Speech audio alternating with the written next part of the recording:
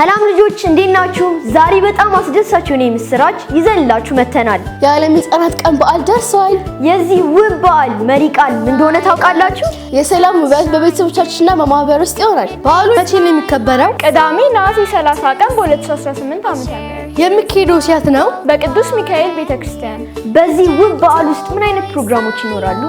ኦናቲ መገመት እንኳን ያቅታል። እስቲ መጀመሪያ አንተ ገምት።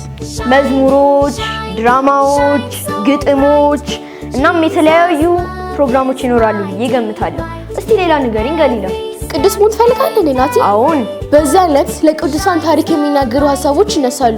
እንዲሁም ደግሞ እንደ ርዕሰ ሊቃነ ጳጳሳት ሊሆን የሚሰራ አንድ ደፋር ልጅ አለ። እኔ እሱ ልጅ እስከማይደርስ በጣም ነጋጋሁት። ከዚህም በላይ ከተለያዩ የዓለም አህጉራት የሚመጡ ልጆች የሰላምና አንድነት መልእክታቸውን ያደርሱልናል፣ ባህላቸውን ያስታውቁናል፣ የህይወታቸውን ውበት ያካፍሉናል። እንዲሁም አስደሳች ሽልማቶች ይኖራሉ። ዋው! ፕሮግራሙ በጣም ድንቅ ይመስላል። አዎ ናቲ፣ ፕሮግራሙ ድንቅ ይሆናል።